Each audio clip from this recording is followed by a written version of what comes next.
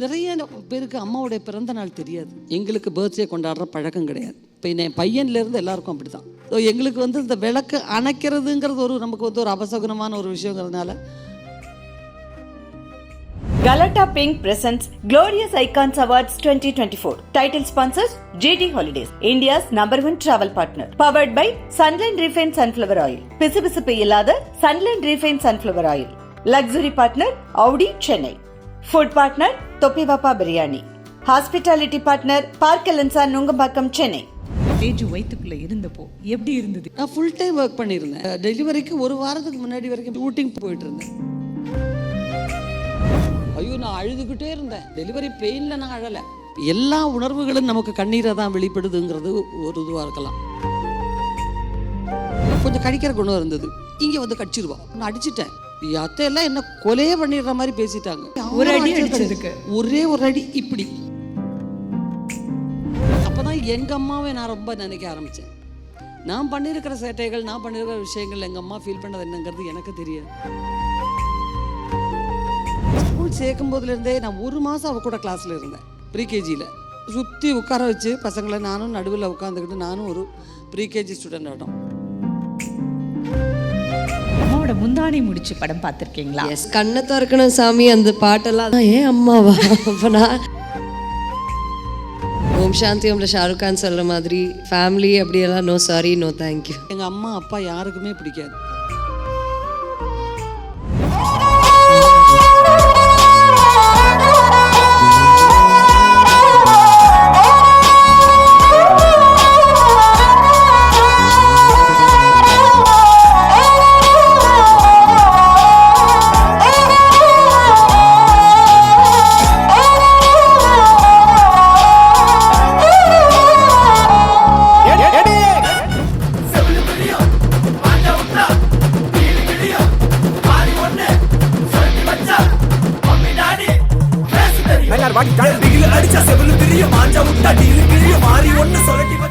Urvashi ma'am and அவங்களுடைய மகள் தேஜா, இது மதர்ஸ் டே செலிப்ரேஷன், அதனால அம்மா எவ்வளோ ஸ்பெஷல்? ஜஸ்ட் இவ்வளோ ஸ்பெஷல் அப்படியெல்லாம் சொல்ல முடியாது. அப்போது அது ரொம்ப ஸ்பெஷல் தான். முதல் குழந்தை அப்படிங்கிறது வந்து எல்லாருக்குமே ரொம்ப ஒரு ஸ்பெஷலான ஒரு மூமெண்ட்டு.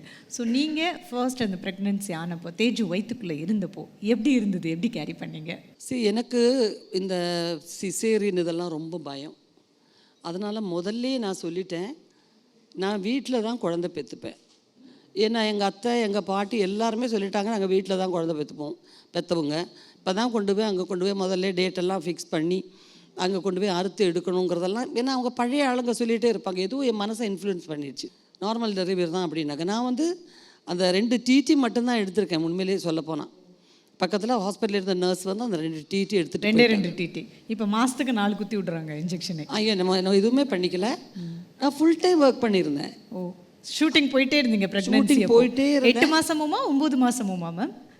டெலிவரிக்கு ஒரு வாரத்துக்கு முன்னாடி வரைக்கும் போயிட்டு இருந்தேன். ஐயோ, ஃபுல்லாக வந்து இது மாதிரி புடவை போட்டுருவேன். திருப்பதி ஏழுமலை வெங்கடேசான்னு ஒரு படம், பிரபு சார் நிறைய பேர் ஆக்ட் பண்ணியிருக்காங்க. அதில் ரோஜா நான் எல்லாம் இருப்போம்.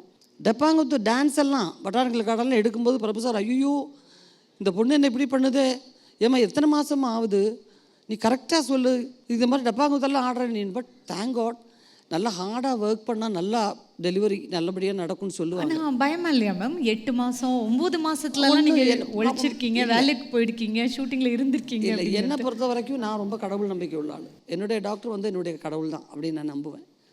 எதையாவது ஒன்று தான் நம்பணும். ஒன்று நம்ம பயப்பட்டு நம்ம கேர்ஃபுல்லாக அந்த மாதிரி நடந்துக்கணும், இல்லையா நம்ம கடவுள்கிட்ட விட்டுடணும். உள்ளுக்குள்ளே இருக்கிற பயமும் சேர்ந்து தான். ஏன்னா வீட்டிலே உட்காந்துருந்துன்னா நமக்கு எதோ நினைப்புங்க வரும், இப்படி ஆச்சா அப்படி ஆச்சாங்கிறதெல்லாம் வரும். அதனால தான் எங்கள் வீட்டிலே சொல்லிட்டாங்க, ஒர்க் பண்ணுறதுல ஒன்றும் தப்பே கிடையாதுன்னு சொல்லிட்டாங்க. சரி, சும்மா பெட் ரெஸ்ட் எடுக்கணும்னு சொல்லி உட்காந்துட்டே இருந்தால் காம்ப்ளிகேட்டட் தான் அதிகமாகும். சில ரேர் கேசஸ் இருக்கலாம், அது பரவாயில்ல. ஆனால் நல்லபடியாக. அப்போ நானா டப்பாங்குத்து டான்ஸ் ஆடுறதெல்லாம் கொஞ்சம் அது ஹெவியாக இருக்கும்ல? என்னன்னு தெரியலைங்க, எனக்கு பயம் இல்லை அப்படிலாம் ஒன்றும் தெரியல. யாராவது பக்கத்துல இருந்து ரொம்ப பயமுறுத்தி இருந்தால் ஒருவேளை யோ இனிமேல் போகாதே அப்படி அவங்க சொல்லியிருந்த ஒருவேளை ஆயிருக்குமோ என்னமோ. எங்கள் வீட்டில் யாரும் சொல்லலை அது, அதனால் ஒன்றும் தெரியல. நல்லபடியாக நார்மல் டெலிவரி ஆச்சு. அது இப்போ என்னென்னா வாழ்க்கையில் ஒரு பெரிய ஃபுல்ஃபில்மெண்ட் ஒரு பெண்ணாக பிறந்ததுக்குன்றது நான் வந்து உணர்ந்தது அப்போ பிறந்த அந்த தருணம் தான். ஓ, அது கிரேட். எனக்கு இது வரைக்கும் மறக்கவே இல்லை. இந்த ஒரு நிமிஷம் இன்னமும் எனக்கு கண்ணை மூடுனா எனக்கு ஞாபகம் வரும், அவள் பிறந்த அந்த நேரங்கிறது. பிறந்து அந்த ரோஜா பூவை உங்கள் கையில் கொடுத்த அந்த மூமெண்ட் சொல்கிறீங்க. ஐயோ, நான் அழுதுகிட்டே இருந்தேன். டெலிவரி பெயினில் நான் அழலை, நான் சாமியை தான் கும்பிட்டுக்கிட்டே இருந்தேன் நிறையா. பட் நான் அழுதது அவள் பிறந்ததுக்கப்புறம் தான். ரொம்ப நேரம் அழுதேன். என் டாக்டர் கேட்குறாங்க, இப்போயே அழுகுறீங்க, இவ்வளோ நேரம் அழுதியா? உண்மை ரொம்ப எனக்கு என்ன சொல்கிறதுனே தெரியல. எல்லா உணர்வுகளும் நமக்கு கண்ணீரை தான் வெளிப்படுதுங்கிறது ஒரு இதுவாக இருக்கலாம். அண்ட் அதுக்கப்புறமும் எனக்கு வந்து அதுக்கப்புறம் தான் நம்ம இன்செக்யூர்டாக ஃபீல் பண்ண ஆரம்பித்தேன். குழந்தைய வந்து அவங்க தனியாக தொட்டில் எடுத்த முடியவே முடியாது, இங்கே தான் படுக்க வைக்கணும். நர்ஸ் வந்து தொடச்சா, ஐயோ அவ்வளோ ஹார்ஷாக துடைக்காதீங்க, மெதுவாக துடைங்க, நான் துடைக்கிறேன் கொடுங்க. இப்படி எல்லாத்துக்குமே எனக்கு ஒரு மாதிரி பயம். குளிப்பாட்டுறதுக்கு நீங்கள் எடுத்துகிட்டு போகாதீங்க. நானே தான் குளிப்பாட்டினேன் ஃபுல்லாக. என் குழந்தைய நானே தான் குளிப்பாட்டினேன். எனக்கு ஏன்னா எங்கள் பாட்டி எங்கள் அத்தையெல்லாம் குளிக்க வைக்கிறதெல்லாம், குழந்தையிலேருந்து என் தம்பிங்களெல்லாம் குளிக்க வைக்கிறதெல்லாம் நான் பார்த்துருக்கோம். ஸோ ரொம்ப கேர்ஃபுல்லாக 1 மந்த்துக்கு அப்புறம் தான் எங்கள் அத்தை வந்து அவங்க கூடவே இருந்தாங்க. அப்புறம் ஸ்கூலில் போகிற வரைக்கும் அவங்க கூடவே இருந்தாங்க. என் கூட எல்லா ஷூட்டிங்குமே என்னை தூக்கிட்டு போயிருந்தேன், பையனையும் சரி. ரொம்ப ரொம்ப ஒரு ஹாப்பியான இதெல்லாம் நம்ம நினச்சி பார்த்து அதை பேசுகிறதுக்கு ரொம்ப ஒரு அருமையான ஒரு மூமெண்ட் கொடுத்துருக்கீங்க நீங்கள் எனக்கு. தேஜு, அம்மா பார்த்தீங்களா எப்படி சொன்னாங்கன்னு? நீங்கள் குழந்தையா இருக்கும்போது பார்த்து எவ்வளோ நேரம் அழுதுன்னு தெரியல, அவ்வளோ அழுதுன்னு உங்ககிட்ட சொல்லியிருக்காங்களா? இல்லை, இது நான் ஃபர்ஸ்ட் டைம் ஆக்சுவலி லிசன் பண்ணுறேன். சொன்னதே இல்லை. ஆக்சுவலி பெயின் அப்படிங்கிறது உலகத்திலேயே டெலிவரி பெயின் தான் இருக்கிற வழியிலேயே வந்து ரொம்ப அதிக மடங்கு பெயின் அப்படின்னு சொல்லுவாங்க. கரெக்ட். பார்த்தோன்னு அப்படி அழுதுருக்காங்க. ஸோ என்ன சொல்ல விரும்புறீங்க இந்த தருணத்தில் அம்மாக்கு? என்ன அப்படி எல்லாம் வீட்டில் போய் சொல்லுவேன். இப்போ தான் நான் ஸ்டேஜில் தான் கேட்டிருக்கேன். ஆமாம், ரொம்ப சந்தோஷம். அதெல்லாம் கேட்குறது இப்போ ஃபர்ஸ்ட் டைம் தான் நான் கேட்குறேன். அப்போ என்ன ரியாக்ஷன்? அவர் ரொம்ப சந்தோஷமாக தான் இருக்கு. எதுவுமே அதெல்லாம் சொன்னதில்லை. நான் சொல்கிறேன், ஃபர்ஸ்ட் டைம் நான் இதை வந்து நான் அதை ஷேர் பண்ணுறேன். சரி, ஓகே. பிகாஸ் அது புரியக்கூடிய ஒரு மேடையில் மட்டும்தான் சொல்லணும் இல்லையா? அதுக்காக போடப்பட்ட ஒரு மேடை, ஒரு இடம். ஸோ நம்ம சும்மா தமாஷுக்கு சொல்கிற மாதிரி எல்லாத்துலேயும் போய் உட்காந்துக்கிட்டு அது சொல்கிறதுல எனக்கு விருப்பம் இல்லை. சில விஷயங்கள் நம்ம அப்படி வச்சு இதை சொல்லும்போது அந்த இதுக்கு ஒரு வேல்யூ கிடைக்கும். நீங்கள் அடித்ததே இல்லையாம்மா அப்போ தேஜுவை? நான் அடித்ததே இல்லை. சின்னதில் ஒரே ஒரு தடவை அருணாக்குடி மட்டும் கட்டிட்டு ஓடுவா, கடிப்பா. அப்படியா? ஆமாம், கடி. அது கோபத்தில் இல்லை, ரொம்ப அன்பு ஜாஸ்தியாக எக்ஸைட்டட் ஆகணும், ரொம்ப ஹாப்பியாக இருந்தது. அப்படின்னு ஓடி வந்து அந்த பல்லு எல்லாம் வந்த நேரத்தில் கொஞ்சம் கடிக்கிற குணம் இருந்தது. அப்போ நம்ம கொஞ்சம் இப்படி அடக்க முடியாது, அதான் மேலேருந்து இப்படி எடுக்கும்போது இங்கே வந்து கடிச்சிருவா. நமக்கு திரும்பவும் முடியாது, ஒன்றும் பண்ண முடியாது. ஒன்று அடிச்சிட்டேன், பார்த்தா என் கை ரொம்ப அப்படியே அந்த பிஞ்சு உடம்புல அத்தையெல்லாம் என்ன கொலையே பண்ணிடுற மாதிரி பேசிட்டாங்க. என்ன பொம்பளையா இருப்ப நீ, ஒரு குழந்தை இப்படியே அடிக்கிறது? அவங்களே ஒரு அடி அடிச்சதுக்கு ஒரே ஒரு அடி இப்படி அப்படி தான் அடித்தேன். பாரு எப்படி கிடக்குது பாரு அது கை. அன்னைக்கு ஃபுல்லாக சொல்லி நான் ஏதோ பெரிய ஒரு சமாச்சாரத்தை பண்ண மாதிரி எனக்கு கில்ட்டாக்கி விட்டாங்க. உன்னை நம்பி எப்படி குழந்தைய விட்டு போகிறது? இப்படிலாம் பேசுகிறோம். எங்கள் அத்தை ஒன்றுமே பண்ண மாட்டாங்க, அவங்க தோல்ல எல்லாம் பயங்கரமாக கடித்து வைக்கும். பேசாமல் இரு, என்ன தானே கடிக்குது, உனக்கு என்ன வந்துச்சு?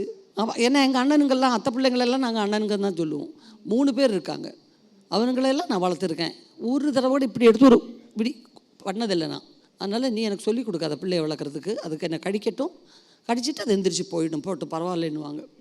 அந்த அளவுக்கு அந்த ஜென்ரேஷனில் யாருமே வந்து என்னுடைய அம்மாவோட அம்மா மட்டும் ஸ்ட்ரிக்டாக இருப்பாங்க. அடிக்கிறதெல்லாம் கிடையாது, பட் அவங்க பேச்சிலே நம்ம ஸ்ட்ரிக்ட் ஆகிடுவோம், பயந்துருவோம். அது ஒரு பெரிய கலை. அது எனக்கு வராது. தேஜு, பார்க்குறவங்களெல்லாம் சின்ன குழந்தையா இருக்கும்போது கடிச்சு வச்சிங்க அப்படின்ற ஒரு விஷயம் உங்களுக்கு இன்னும் ஞாபகம் இருக்கா? இவங்க எல்லாம் சொல்லி ஞாபகம் இருக்குது. ஆனால் எல்லாருமே சொல்லுவாங்க, இந்த ரிலேட்டிவ்ஸ் எல்லாம் மீட் பண்ணும்போது அவங்க வந்து சொல்லுவாங்க, சின்ன குழந்தையா இருந்தப்போ ஃபுல் இவ்வளோ கடிச்சையா, இங்கே கடிச்ச அப்படியெல்லாம் சொல்லுவாங்க. நான் அப்படி என்ன பண்ணுறது, அந்த டைமில் எல்லாமே எனக்கு கடிக்கணும். அதுக்கப்புறம் கொஞ்சம் ஏஜ்க்கு அப்புறம் 3rd ஸ்டாண்டர்ட் 4th ஸ்டாண்டர்ட்லாம் சும்மா போய் எப்படி பிஞ்ச் பண்ணுவேன் என் கசின்ஸ் எல்லாமே. அதுதான் கொஞ்ச நாள் கிரேஸாக இருந்துச்சு. அதுக்கப்புறம் இப்படி ஒரு மிருகமாக வந்துட்டு. சின்ன குழந்தைங்களை பார்த்தா ரொம்ப ஆசை, அதனால் கன்னத்தை எல்லாம் போய் பிடிச்சிக்கொள்ளும், இப்படியெல்லாம் போய் பிடிச்சிக்கொள்ளும். நிறைய பஞ்சாயத்து வந்திருக்குமே மேம் உங்களுக்கு? சின்ன சின்ன பஞ்சாயத்துகள்லாம் வந்திருக்கு. பட் எல்லாமே ஷேர் பண்ணிப்பா. பட் சின்னதில் அப்படி இருந்துட்டு கொஞ்சம் வளர ரொம்ப பொறுமையாயிட்டா. எங்கள் அம்மா சொல்லுவாங்க, எங்கள் மூத்த சிஸ்டரும் அப்படி தான் இருந்தாங்கன்னு சொல்லுவாங்க. சின்னதில் வந்து கீழே தானே குழந்தைங்களெல்லாம் படுக்க வைப்போம். இப்போ காலையில் எண்ணெய் தேய்ச்சிட்டு என்னுடைய 2வது அக்கா கல்பனாக்காவை வெயிலில் காலையில் அந்த சூரியனுடைய இளம் வெயிலில் தேங்காய் எண்ணெய் தேய்ச்சிட்டு படுக்க வைப்போம். அந்த பக்கம் இந்த பக்கம் திருப்பி காமிச்சா அந்த எல்லோ பேபிங்கிறதெல்லாம் வராது அந்த காலத்துலலாம், அதனால தான் வரல. ஸோ அதுக்காக படுக்க வைப்போம். கொஞ்சம் அப்படி இப்படி போயிட்டு வர்றதுக்குள்ளே என்ன பண்ணிச்சு, அம்மிக்கல்ல கீழே தான் போட்டிருப்போம். இப்போ தான் அந்த மேலே எல்லாம் வச்சு அரைக்கிறது. இந்த அம்மிக்கல் குழவி எடுத்து உருட்டி குழந்தைக்கு மேலே போட்டு விட்டாங்க எங்கள் மூத்தாக்கான்னு சொல்லி சிரிப்பாங்க.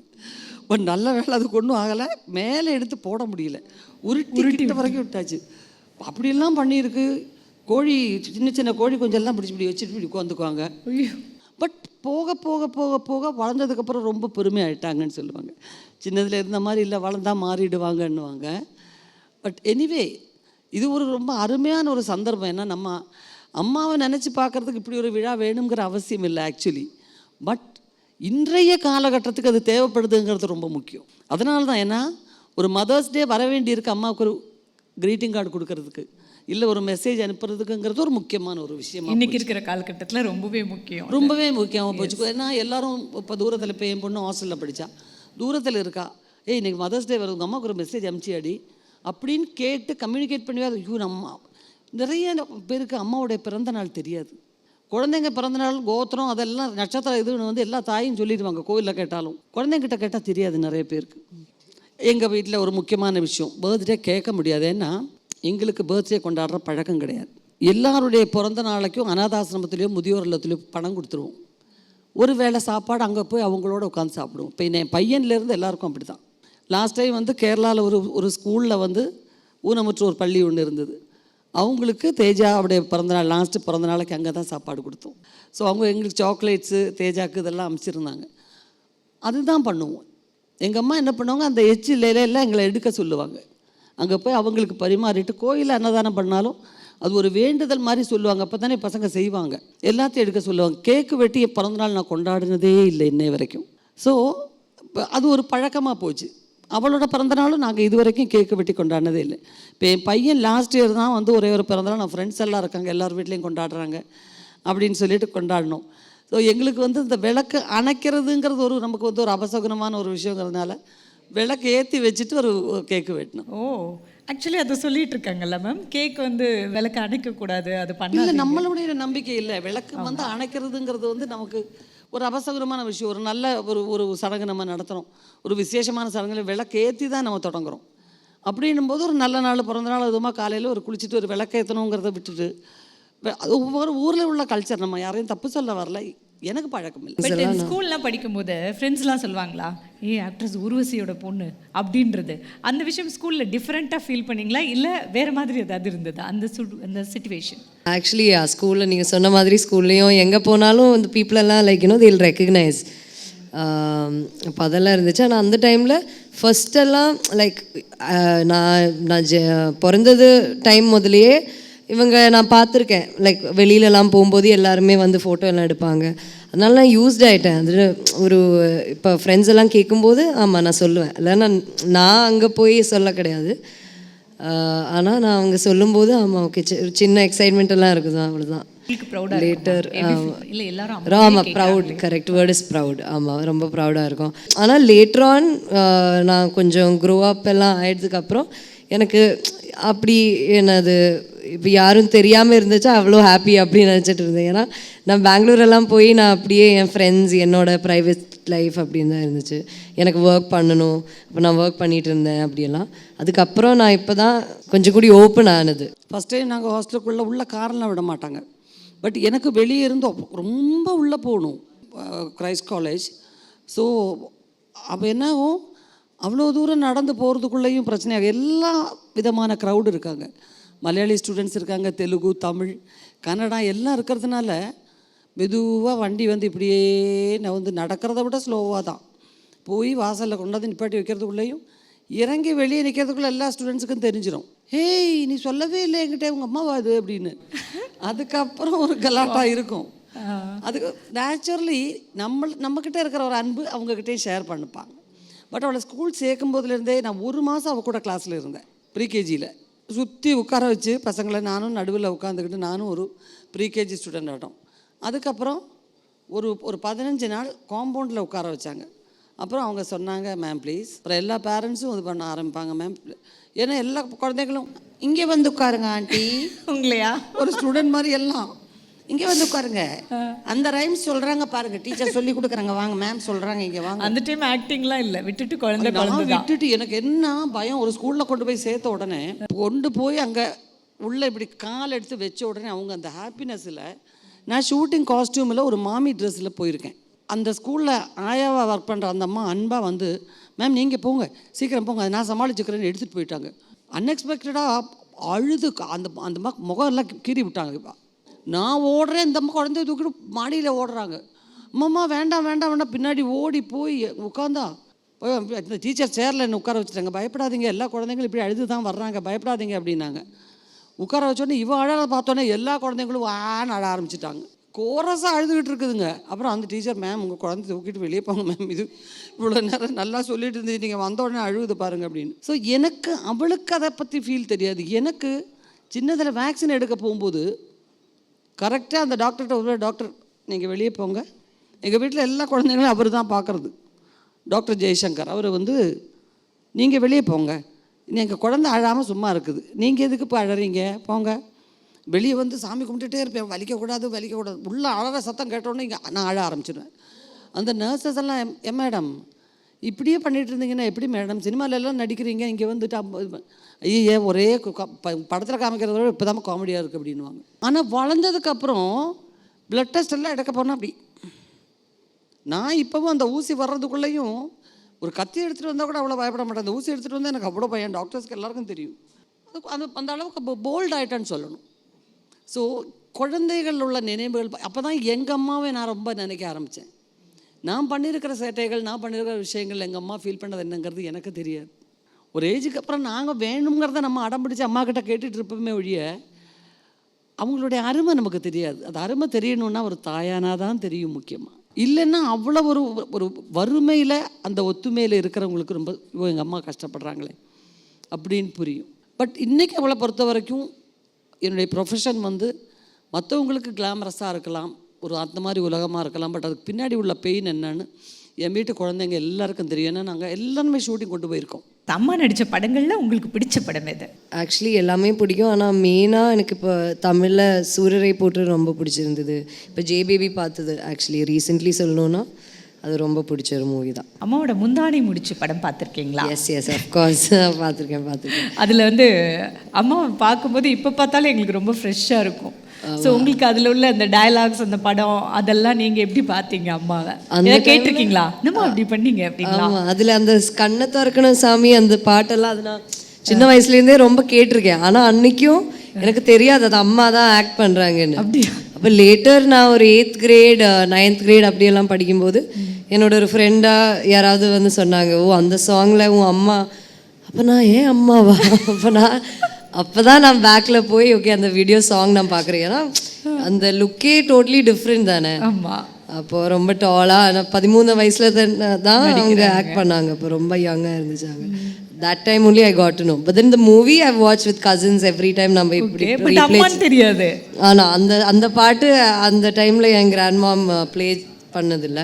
வீட்டில் வேற காஸ்டியூம் போட்டிருப்பாங்க. அப்போ அது வந்து அது அம்மான்றதை நீங்கள் திங்க் பண்ணவே இல்லை? இல்லை, நாங்கள் வந்து வீட்டில் வந்து இது நான் பண்ண படம் பாரு, இதை போய் பாரு, வீட்டில் எல்லாரும் கொண்டு போய் காமிக்கிறதெல்லாம் அந்த பழக்கமே கிடையாது. என்னுடைய ஃபஸ்ட்டு அந்த ப்ரிவ்யூ ஷோ வந்து நான் பார்க்குறது சமீபத்தில் தான். இந்த ஜேபிபி மாதிரி சில படங்கள் தான் பார்த்தேன். இல்லைன்னா எல்லாரும் ஒப்பீனியன் சொன்னதுக்கப்புறம் தான் பார்ப்பேன். எனக்கு ஒரு விதமான டென்ஷன் இருக்கும். நான் என்னையே கிரிட்டிசைஸ் பண்ணிகிட்டே இருப்பேன் பார்க்குறதுக்கும் போது, படம் ஃபஸ்ட்டு பார்க்கும்போது. ஸோ சூரிய ரிப்போர்ட்டர்லாம் ஷோவுக்கு போகும்போது எனக்கு தெரியுமா எனக்கு ஒரே டென்ஷன். நான் சொன்னேன், இல்லை நீங்கள் ஃபஸ்ட்டு நீங்கள் பார்த்துருங்க அப்புறம் நான் பார்க்குறேன் அப்படின்னு. நான் லேட்டராக தான் போய் பார்த்தேன். ஸோ அந்த மாதிரி எங்கள் வீட்டில் ஒரு டிஸ்கஷன் வராது. இது வந்து அக்கா நடித்த படம் அதை போய் பாரு, இது இவங்க நடித்த படம் பாரு, நீ பெரியம்மா நடித்த படத்தை பாரு, சித்தி படம். அந்த கதையெல்லாம் ஷூட்டிங் முடிச்சு வரும்போது அதோட ஸ்டாப். அவ்வளோதான். அதனால தான் மகளுக்கு வந்து அம்மா நடித்த படம்னே தெரியாமல் புள்ள பார்த்து ரொம்ப வருஷத்துக்கு அப்புறமா கண்டுபிடிச்சிருக்காங்க. சாங், அந்த சாங் மெயின்லி பிடிக்கும். Rest everything. ஆமாம், அந்த சாங் வீடியோ மட்டும் நான் பார்க்கல சின்ன வயசில். தேஜு அம்மா கிட்ட ஒரு சாரி சொல்லணும், ஒரு தேங்க்ஸ் சொல்லணும்னா இதுக்காக இருக்கா? ஓம் சாந்தி ஓம்ல ஷாருக் கான் சொல்கிற மாதிரி ஃபேமிலி அப்படியெல்லாம் நோ சாரி நோ தேங்க்யூ. உங்களுக்கு எல்லாமே கொஞ்சம் அதிசயமாக இருக்கும். வீட்டில் வந்து சாரி தெரியாமல் அப்படி சொல்கிறது, ஹாப்பி பர்த்டேன்னு சொல்கிறது, இந்த மாதிரி எந்த ஃபார்மாலிட்டிஸும் எங்கள் அம்மா அப்பா யாருக்குமே பிடிக்காது, சுத்தமாக பிடிக்காது. இப்போ என் ஹஸ்பண்ட் சொல்லுவார் தேங்க்யூ அப்படின்னு ஏதாவது மற்றவங்களுக்கு கொடுத்தா உடனே வாங்கிட்டு தேங்க்யூ சொல்லணும். தேங்க்யூங்கிறது அந்த எக்ஸ்ப்ரெஷனில் இருக்குது. ஸோ வீட்டுக்குள்ளே அந்த ஒரு கலாச்சாரம், வீடு எப்பவுமே தனிதானுங்களே. ஃபார்மலான இடம் நம்ம வாசலை தாண்டினோடனே நீ இருந்துக்கோ. அதனால தான் நான் கேக்கு வெட்டியெல்லாம் கொண்டாடுறதில்ல. பாயசம் வைப்போம், வடை பாயசத்தோடு சாப்பாடு போடுவோம், சாமி ரூமில் போய் விளக்கேற்றி வச்சு கும்பிடுவோம், கோயிலுக்கு போகிறது. அப்புறம் நம்மளால் முடிஞ்ச அந்த தர்மம் இங்கே செலவு பண்ணுறது அங்கே பண்ணிட்டாக்கா அந்த அவங்க நம்மளுக்காக வாழ்த்துவாங்க. அதுதான் நாங்கள் பழகியிருக்கோம். ஸோ இந்த சாரி இந்த தேங்க்ஸ் எல்லாம் கிடையாது.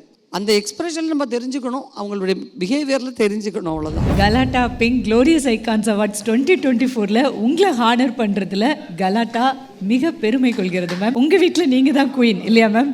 இப்போ அந்த குயினை கலாட்டாவோட இந்த மேடையில் வச்சு அழகு பார்க்க போகிறோம்.